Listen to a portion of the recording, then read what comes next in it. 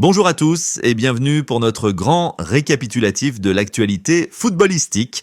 Nous commençons immédiatement par un dénouement quasi miraculeux qui a eu lieu hier soir au stade Vélodrome. L'Olympique de Marseille a connu une soirée pleine de joie, s'imposant d'une courte tête 1-0 contre l'AS Monaco.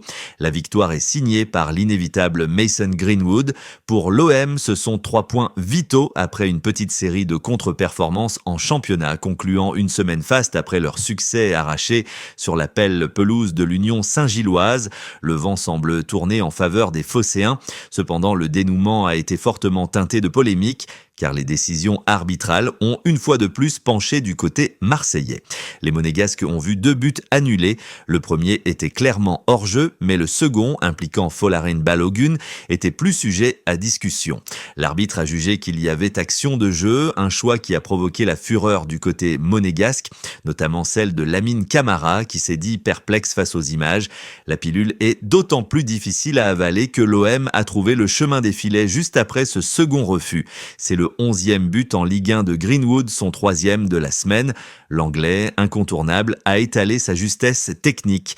Roberto De Zerbi le voit même potentiel ballon d'or et il a répondu avec panache, devenant par la même occasion le meilleur buteur de la Ligue 1 en 2025 avec 22 réalisations. Dans l'autre camp de l'Olympique, l'OL a également remporté son match sur la plus petite des marges, 1-0 contre Le Havre, grâce notamment à une performance majuscule de Dominique Greff. L'équipe, malgré un effectif contraint, maintient le rythme des Cadors. Ceux qui tiennent le rythme de façon spectaculaire sont les 100 et or du RC Lens.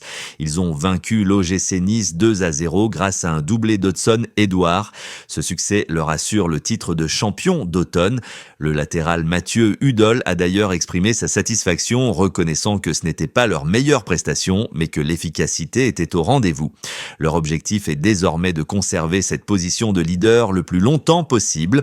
Du côté du Paris Saint-Germain, une incertitude plane sur le poste de gardien. Lucas Chevalier pourrait perdre sa place de titulaire. Selon les échos de l'équipe, Luis Enrique n'a pas de hiérarchie établie et les récentes performances de Matvei Safonov pourraient lui donner l'avantage. Un premier élément de réponse sera donné mercredi lors de la finale de la Coupe intercontinentale face à Flamengo.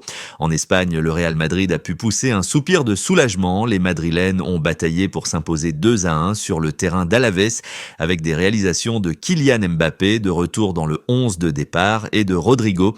Ce dernier enchaîne les bonnes prestations après avoir mis fin à une longue période sans marquer en Ligue des Champions.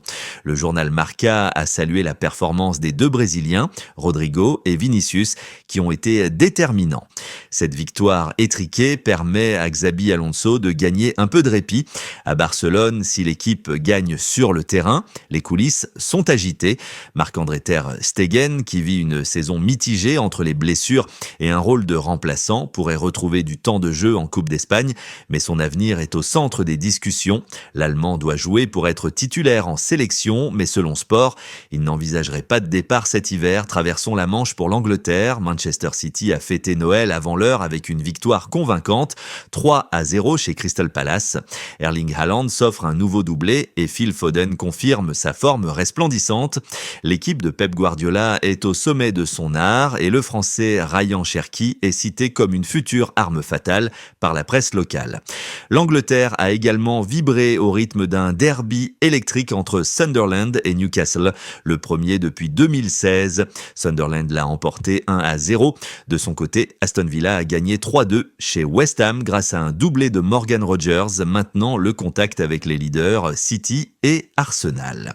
À Manchester United, la situation de Kobe Mainoo est préoccupante. Le jeune milieu a perdu son statut de titulaire indiscutable et par conséquent sa place en sélection. Un prêt pourrait être envisagé et Naples serait sur les rangs. En Italie, l'Inter Milan s'est imposé 2-1 face au Genoa, porté par Lautaro Martinez. Les Nerazzurri sont seuls en tête après le faux pas de l'AC Milan, tenu en échec par Sassuolo. But des anciens de Ligue 1 Ismaël Koné et Armand Lorienté. Le Napoli traverse une période délicate, s'inclinant contre l'Udinese après une défaite en Ligue des Champions, laissant Antonio Conte déplorer le manque de profondeur de son effectif. Tout l'inverse de la Juventus qui s'est offert une semaine sans faute avec une victoire 1-0 contre Bologne, restant au contact des premières places. Nous terminons ce tour d'horizon en Allemagne. Thomas Müller a effectué un long déplacement pour rien.